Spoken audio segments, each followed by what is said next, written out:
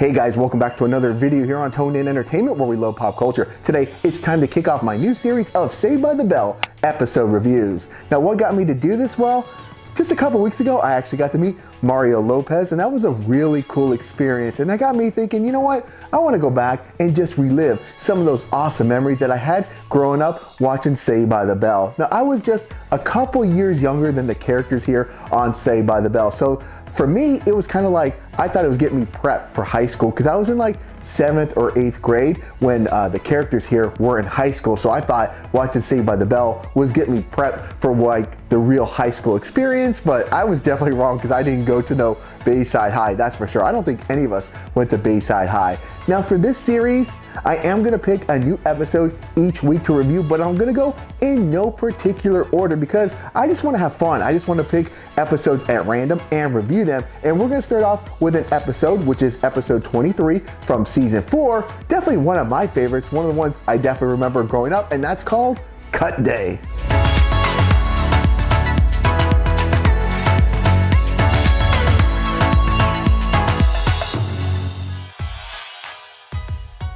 Now, while we called it skip day when I was in high school, here it's called cut day, and it's essentially the same thing when you decide to ditch class for the day and go do something fun. Now, the majority of students here at Bayside High are all on board to do cut day, especially Zack. Now, there are 2 students who are going to choose to forgo cut day and stay behind, and that's going to be Jessie and the character Graham, played by David Kreigel. Now, why are these 2 choosing to stay behind? Well, they really want to save the environment, and their mission is going to be to try to stop a plastic foam delivery from coming on cut day.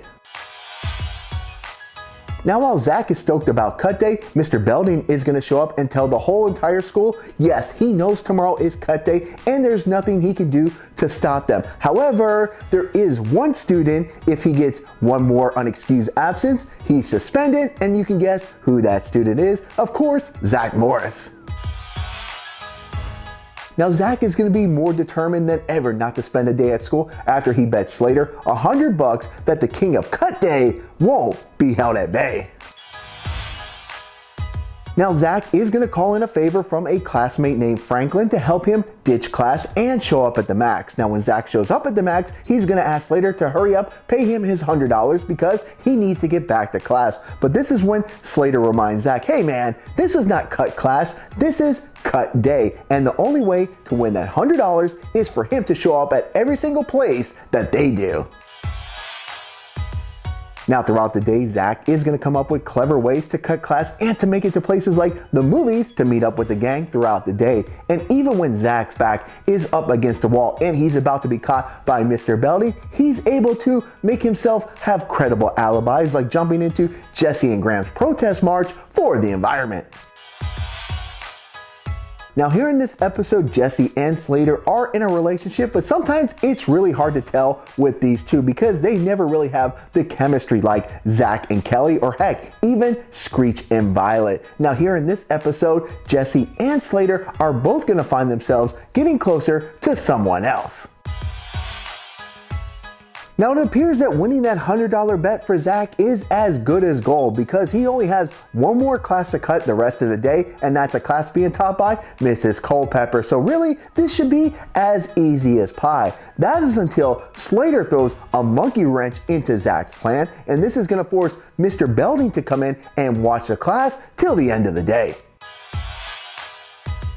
Now, this final obstacle is not going to stop Zack from at least trying to cut class. Now, in a last-ditch effort, Mr. Belding, he's been so busy throughout the day trying to keep tabs on Zack that he hasn't had a chance to eat. And that's when Zack is going to offer him a piece of candy. But when Mr. Belding finds out he's been eating everything from grasshoppers to caterpillars, well, that's when his stomach is going to take a turn for the worst.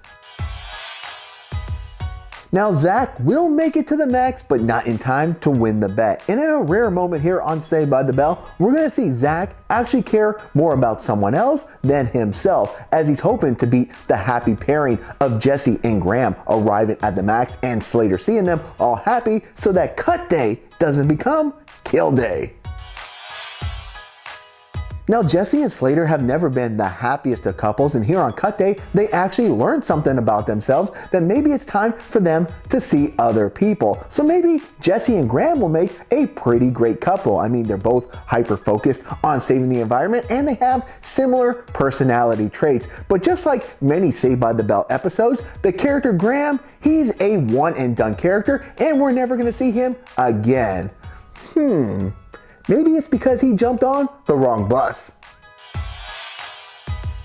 Alright guys, before I get to the final score, this is something I call story time, where I take the plot in the episode that I'm reviewing of Saved by the Bell, and if I can, relate it to something that really happened to me growing up. Now this episode is called Cut Day, and for us, we had Senior Skip Day. Now we all went to a roller skating rink. So if you guys had any type of skip day where the whole school was going somewhere, where did you guys go? Comment down below. I'm definitely sure there's a lot of great responses out there. Now for me, also my senior year, my first period was not important. It really wasn't going to affect my GPA. And to be honest, I was like a B- C+ student anyways, so I wasn't too keen on having a great GPA when I graduated anyways, and my first period was not important. Plus I had a couple of other buddies that were in the same predicament. So for us, probably like once a week, we would actually cut first period and go over to our local arcade, which was open 24 hours. Now here in Florida, it was called either Grand Prix or Boomers. It was called both of them, but I can't remember which one it was at that time. Now our game of choice to play at the time, I mean, this is 1997, so we were definitely throwing down some Street Fighter 3.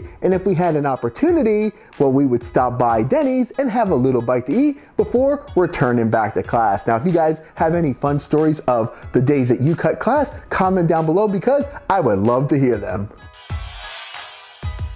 Now on a scale of 1 to 10, I'm giving the episode Cut Day a 9 out of 10, as here in 2022, this is still one of my favorite episodes. What I really like about this episode is seeing the gang go to a variety of places. They start the day off at the Max, they go over to the movie theaters, and of course, make it to the beach where there's some pretty funny stuff with Screech. Plus, I really do like the interaction with Zack and Mr. Belding on how Zack has to keep coming up with creative ways in order to ditch class. Now, what are your guys' thoughts on the episode Cut Day, and what episodes of Saved by the Bell would you like to see me review here in the future? Comment down below. And guys, just in case you're here just for Saved by the Bell reviews, I'm gonna make one playlist. I'll put the link down below. So all you have to do is click that playlist and that'll take you to all the videos. Of course, as they keep coming out on a weekly basis. All right, guys, I hope you have a great one. And if you haven't already, make sure you subscribe here so you can stay tuned in here to Toned In Entertainment for future videos. Subscribe to the channel. Do it. Go now. Do it now.